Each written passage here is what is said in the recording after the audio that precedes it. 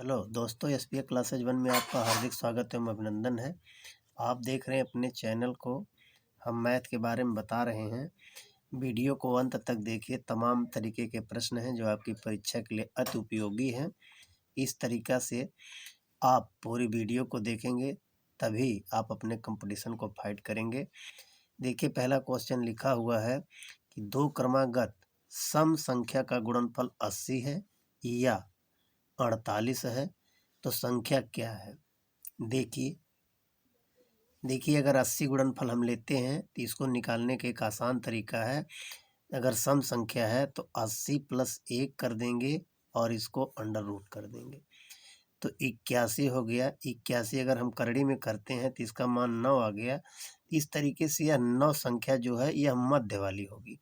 इसके बाद एक 8 है और इसके पहले एक 10 है। 10 और 8 यही इसका अंतर होगा। तो देखिए यहाँ पहले पर जब 80 हम लेते हैं तो उस पर विकल्प दिया हुआ है 10 और 8, यह सही है। ये क्रमागत सम संख्या है। अगर 8 और 10 देता तो भी सही है। देखिए उसी में 48 वाले पर क्या है, तो वही पोजीशन इसको भी हल करेंगे। 48 + 1 कर देंगे, 49 हो जाएगा। 49 को अंडर रूट कर देंगे तो 49 का मान 7 आएगा। अब 7 देखिए अभी मध्य वाली संख्या ज्ञात हो गई। 7 से पहले 6 है और 7 के बाद 8 है। 6 और 8 का जहाँ विकल्प होगा वो सही होगा। 6 और 8 का विकल्प पहला सही है। इस तरीके से एक ही प्रश्न में 2 क्वेश्चन समाहित करके दिया गया है। इसको इस बेस पर लगाएंगे जहाँ सम संख्याओं का दिया हुआ है तो सम वाली संख्या में 1 जोड़ देंगे।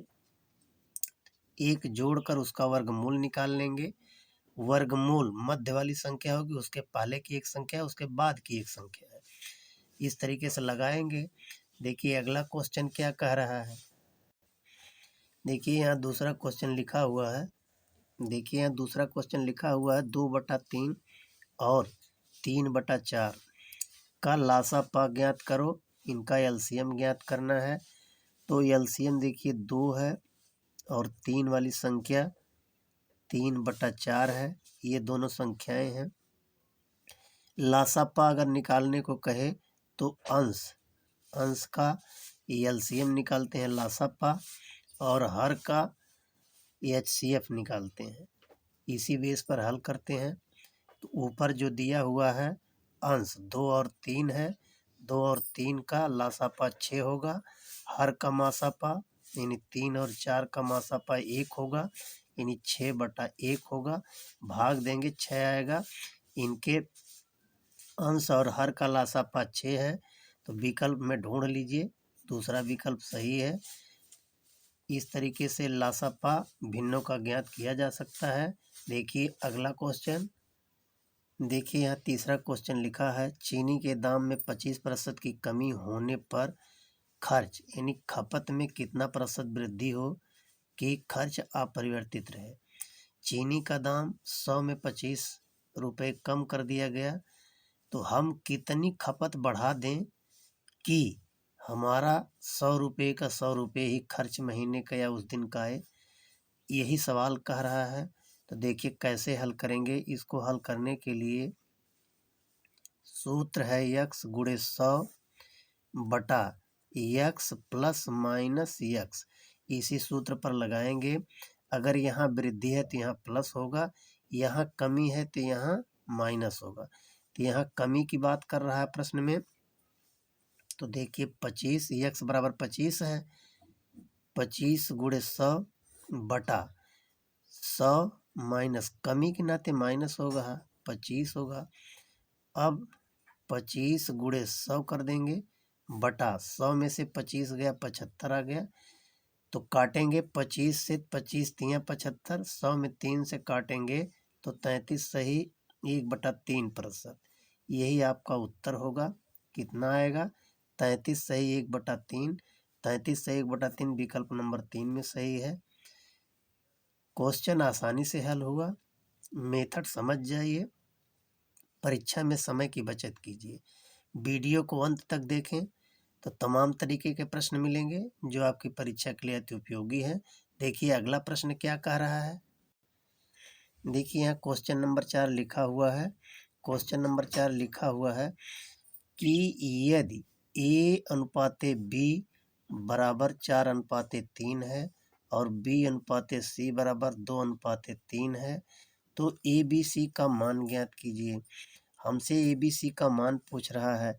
अब देखिए यहाँ A अनुपाते B बराबर कितना दिया है, 4:3, यानी A 4 है तो B 3 है। तो फिर देखिए B अनुपाते दिया हुआ B अनुपाते C, यानी अब दूसरे में B अगर 2 है तो C 3 है।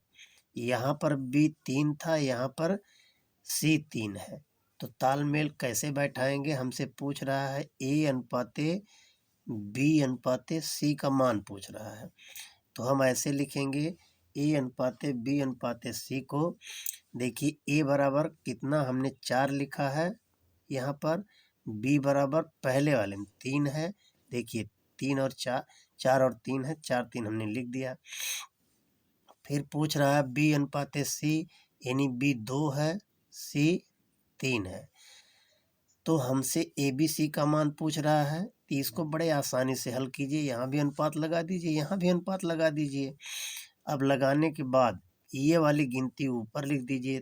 3 के सामने खाली है, यहाँ 4 के सामने खाली है, तो यहाँ 4 लिख दीजिए। अब देखिए यहाँ 4:3 तो यहाँ खाली था तो ये 3 यहाँ लिख दिया गया। यहाँ 2:3 था तो ये खाली था तो यहाँ 2 लिखेंगे, ये 4 नहीं लिखेंगे। अब इसको लाइन खींच दीजिए, तो यहाँ लिखिए 4 दूनी 8 हो जाएगा। इनका गुणा होगा 3 दूनी 6 हो जाएगा। इनका गुणा होगा 3 त्रिक 9 हो जाएगा। अब यह जो अनुपात आया है 8:6:9 है। तो ABC का मान है, ABC का मान यही आया है। कितना है ABC का मान, 8:6:9। अगर यह छोटे होने लायक बने तो काट के छोटे किए जा सकते हैं। यहाँ कटने की संभावना नहीं है किसी एक कॉमन अंक से, इसलिए यह कटेगा नहीं, तो इसका मान यही रहेगा। अब विकल्प में ढूंढ लीजिए 8 6 9, तो देखिए 8 6 9 विकल्प नंबर 3 में है। इस तरीके से ABC का मान ज्ञात कर सकते हैं। दोस्तों वीडियो यहीं समाप्त होती है। अगर अच्छी लगी है तो लाइक एवं सब्सक्राइब कर दीजिए। आप अपने परीक्षा में अंक बढ़ाइए, समय बचत कीजिए। धन्यवाद।